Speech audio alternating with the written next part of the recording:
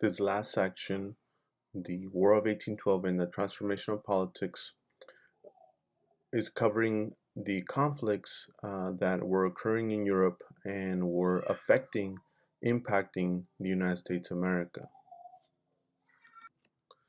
The major conflict that affects the United States is the Napoleonic Wars that are happening between the French Empire and various coalitions of countries, European countries, one of those being Britain, and indirect control or impact with the United States. So both France and Britain acted upon the United States and the American sailors. The British are going to kidnap, right? What do we call impressed Americans or impressment, which is basically holding ships, American ships, and then forcibly recruiting American sailors into the British Navy. So that was one act. So the idea is that both France and Britain, so Britain is forcibly recruiting American sailors into the British Navy. The French are holding and basically taking over American ships that are containing products to Britain. So both of them, in a way, are attacking the American nation, and this is a very a first challenge, right? As a nation, as a young nation in the world, it's going to be a challenge because you're facing off against two imperial powers. So the United States, Thomas Jefferson tries to fix this through civility, not non-aggression. So first thing he does is he passes the Embargo Act of 1807.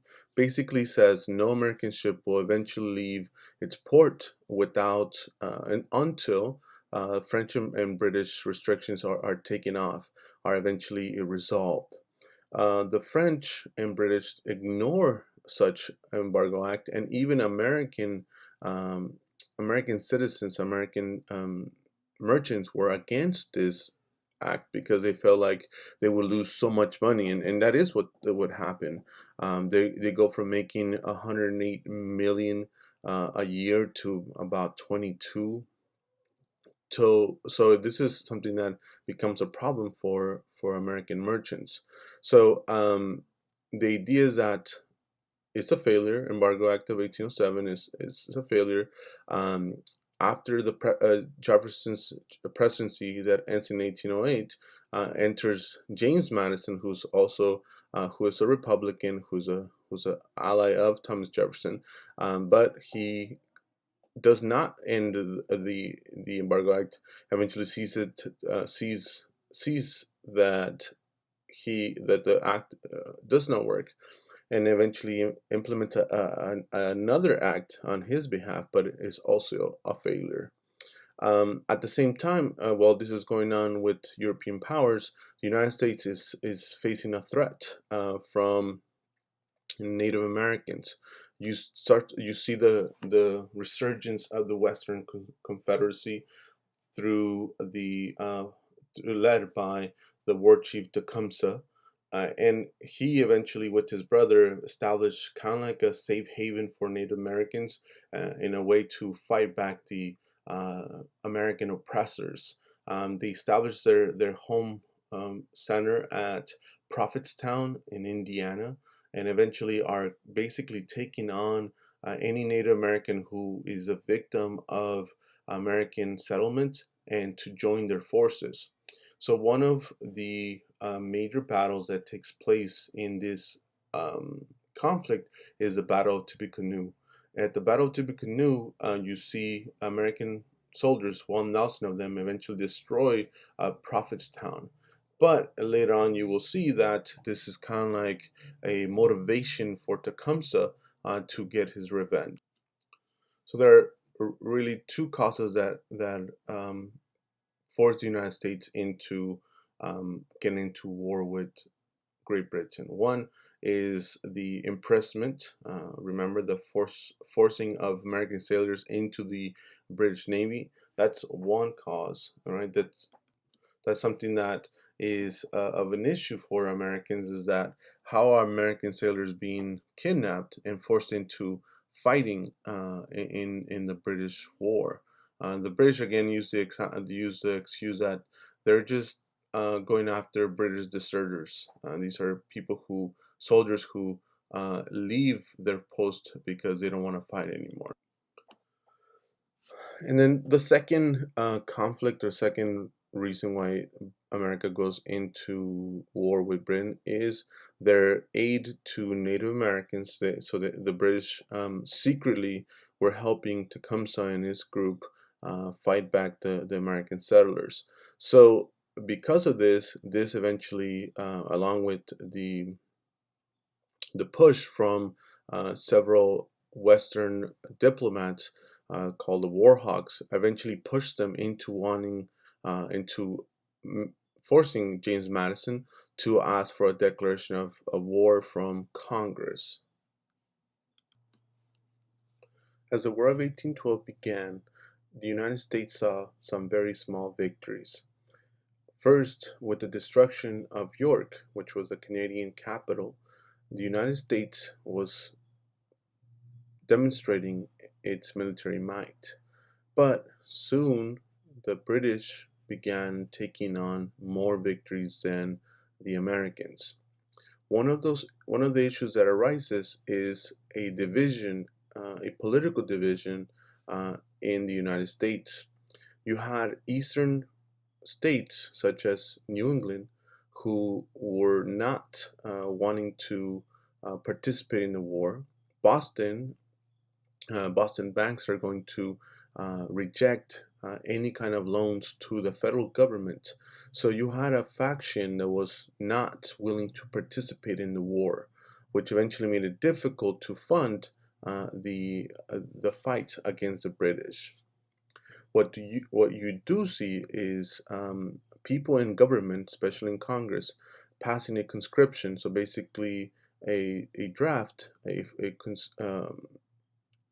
forced draft where it made the United States government giving them the power to uh, basically a forced draft that you had to be served under the military. You do see victories for the United States in the West, mainly and through Andrew Jackson's efforts in Tennessee. He's going to lead a group of militiamen in successful defeating the British and Native Americans, and therefore seizing millions of acres of land for the United States. During this fight, during 1814, the British are able to maneuver themselves and go up the Chesapeake Bay and able to go into Washington and eventually destroy several government buildings. So, at the start of this nation, New York was the capital, and then got moved to Philadelphia, and then it got moved to Washington D.C. And at that time, including in the government buildings that the British destroyed, was the White House. That back then it was called the Presidential Mansion.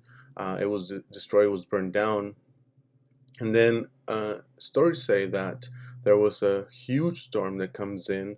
Uh, maybe a hurricane happens, and eventually, because of this heavy rain, it puts down all the fires and eventually scares and makes minor destruction to British ships, which caused them to flee for repairs. So you could say that a national disaster eventually prevented more buildings from being burned and eventually gets the British out of Washington. And while the conflict is happening, you also see a division in the Federalist Party. You see a division that has some wanting to continue the war and some that want to end the war. So eventually, what happens is they create a convention, the Hartford Convention, where they eventually meet to discuss changes that need to happen to the government. Basically, they wanted to rearrange the Constitution. They wanted to change the terms of a president to 1 4-year term, and switching from different states, representatives from different states. So if you look at the list at the time, George Washington, Virginia, um, James, John Adams, Massachusetts, um, Thomas Jefferson, Virginia, James Madison, Virginia, James Monroe, Virginia. So many people felt that it was too different. I'm sorry, it was too controlled by a specific state, and they would want that to change, right? And so that was one of the reasons the Harvard Convention took place. So once they this is continuing this constant conflict in the War of 1812. So you're fighting Native Americans, you're fighting British, but you're also fighting people within your nation because they're against you fighting the war. Um, and eventually, as time is going, and the British are kind of still pressing, but eventually comes a change. There's a change that comes in on behalf of the British. They're tired of fighting because they've been fighting with the French for so long, 20 years plus, 20 plus years. They don't want to continue this with the Americans, so they basically are the ones who suggest a treaty, and this is known as the Treaty of Ghent, in Ghent, Belgium.